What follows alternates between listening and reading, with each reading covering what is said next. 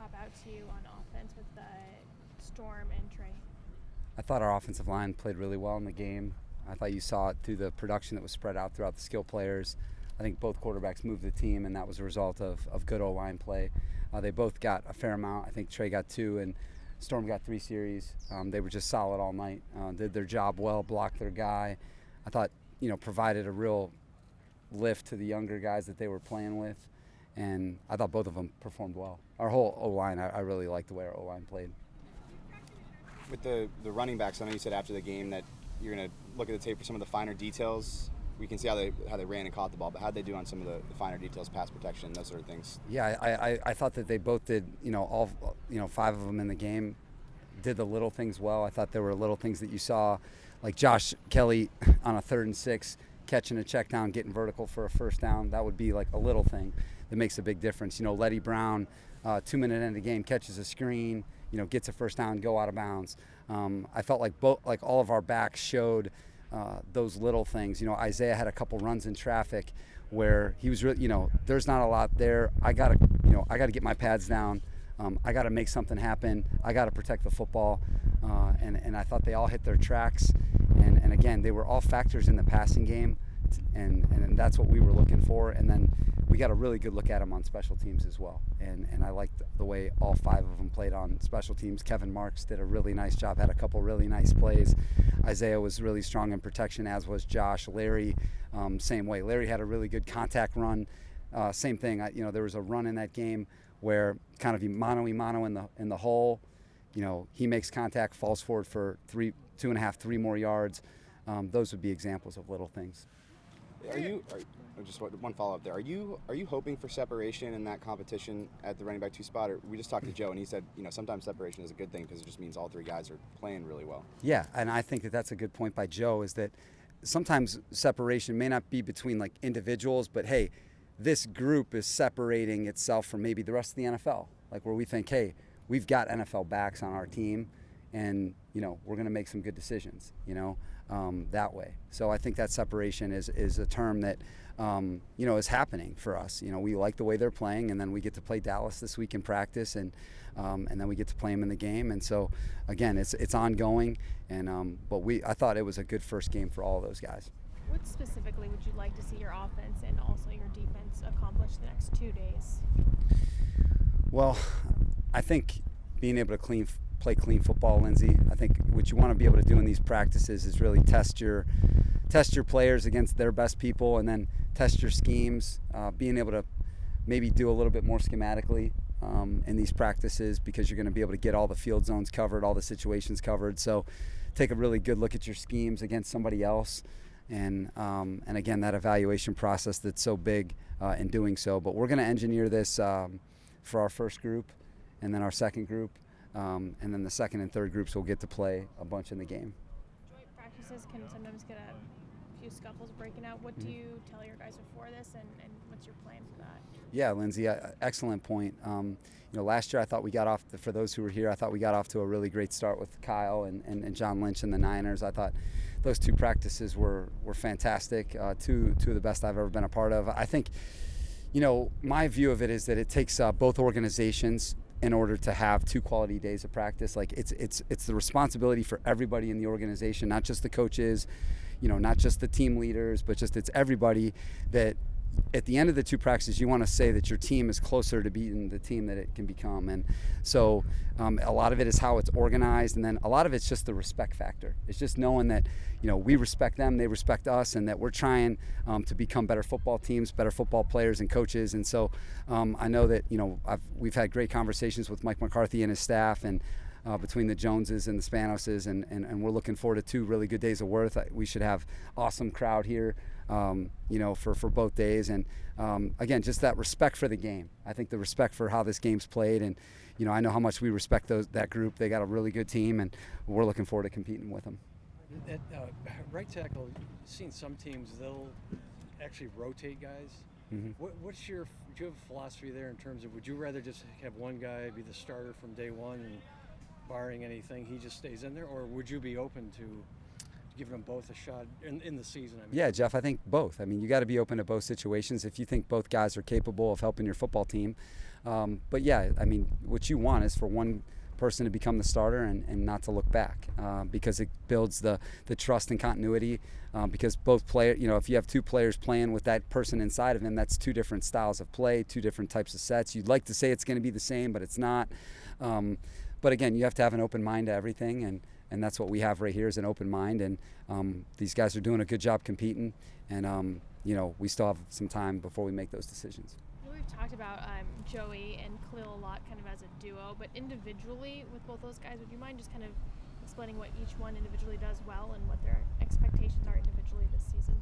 Yeah, Lindsay. Well, I'll start with Khalil. Khalil is a very, very, very complete football player.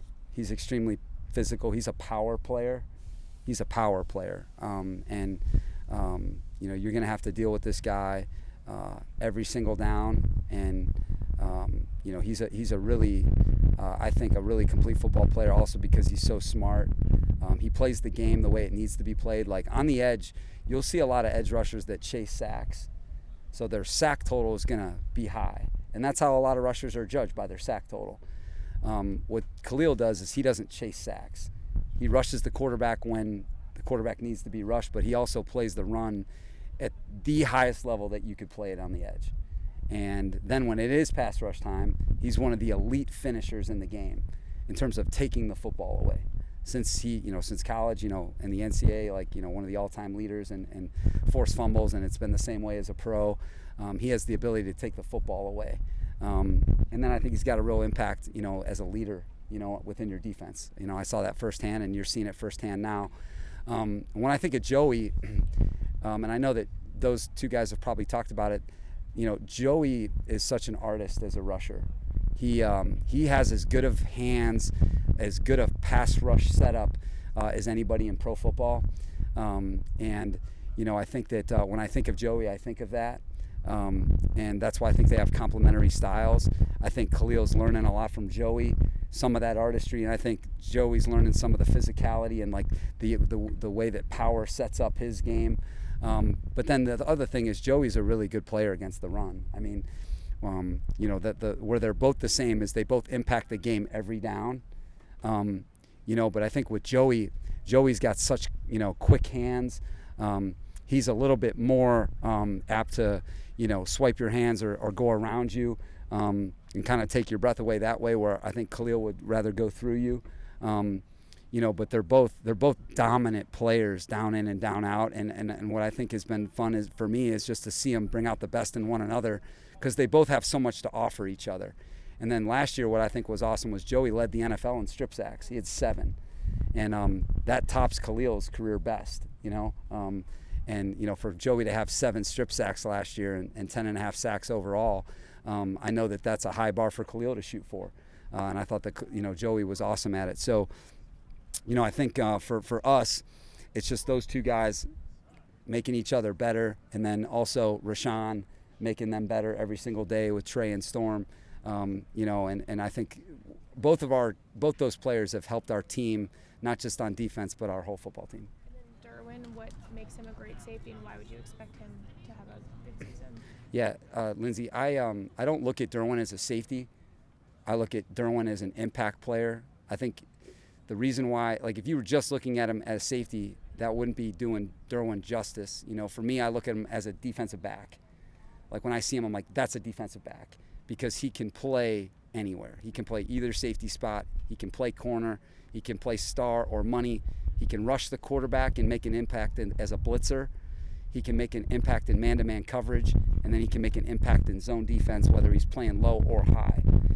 And he's our signal caller and the heartbeat of our defense.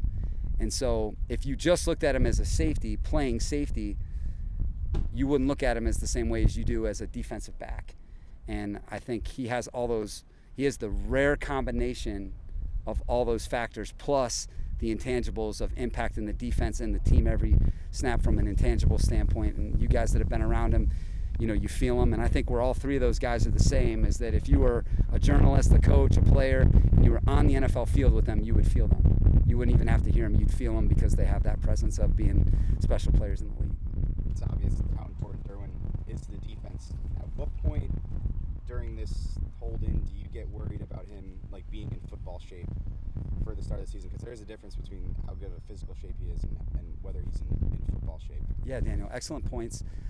I don't worry about Derwin James because there's no one that has more pride in his performance and his ability to be in shape mentally and physically to do the job at the highest level than him.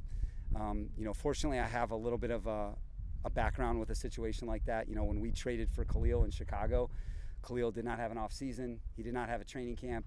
He showed up 1 week before the first game, and then he had the game of his life. And then he had his best season as an NFL player. And if you know guys like Derwin and like Khalil, they're going to be ready. And no matter when this happens, Derwin's going to be ready, and we can't wait for that time when it comes. Brandon, where does Kyle Van Noy fit into that? He's going to fit in the center of our defense in many roles. I love coaching this guy. I've really enjoyed teaming up with him. I learn a lot from the guy.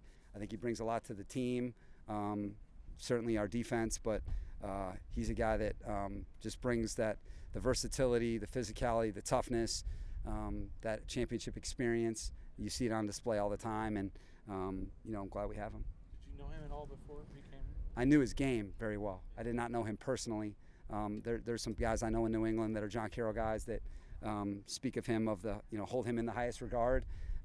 But just watching him on tape all these years, of the highest respect. Brandon, to sort of back up Daniel's question about Derwin, he does have an injury history. Does that factor into this at all? Just making sure that he's ready for the start of the season and has enough time, just given that he's had a couple of significant injuries in this. For sure, Jeff. I think that being able to ramp him up in real time. That was one thing with Khalil's situation that we were mindful of. And, I'll never forget when Khalil told me when we were kind of the same way, like, hey, we got to make sure we're careful. It's a long season and stuff like that. And Khalil was like, hey, Coach, have you seen my play history? And I'm like, yes, but it's over 90% play time. He's like, I'll be ready. And he was ready. Maybe a little bit more tired in that first game, but it didn't take him long. But, I don't worry about Derwin. Derwin's given us no reason to worry because of how he is on a day-to-day basis. We see him every day. It'd be one thing if he wasn't here, but we see him every day, and he's in the best shape of his life. And I think this is the first time in a while he's had a full off season with nothing to prohibit him from training, and so he feels great. So that gives us a lot of confidence. With Michael Davis, he's been getting pretty consistent reps with the first team. Are he and Asante competing there for a spot at outside corner in the nickel package, and sort of how is that competition going? Yeah, Daniel, good observation. Yeah, those guys are competing. They're both competing well. We both feel like they're starting caliber corners. We feel like, with our top four corners that we have 4 starting caliber NFL corners. We have 2 guys for sure that can play star as well. With Asante and Bryce. I know JC could do it, but and that's good for our football team, and we wanted it to be an open competition. It has been, and it's going to continue to be, and those guys are both playing well for us, and we're excited to see them in the next 2 days versus Dallas. Jalen Guyton, it looked like he was doing some good things at gunner today. How have you seen him kind of embrace that role and what he's been able to do? Yeah, just pride in performance. I think holding him to the expectation of being a factor on it, where he doesn't have the option. Like, he's going to be a gunner for us. And whether he starts or not, that's irrelevant, but he's going to have to be in the rotation for us to be as good as we can be. And he's taken pride in that job. His coach, Chris Beatty, is doing a great job bringing him along from a position coaching perspective. Our special teams coaches, Chris Gold, who coaches our gunners, is doing a good job coaching him. And then the competition of his teammates, like when you see fellow starters, when Josh Palmer's also a gunner, when Mike Davis is a gunner, Asante, all these, corners, safeties who are also starting caliber players for us, when they are there, that also has an impact.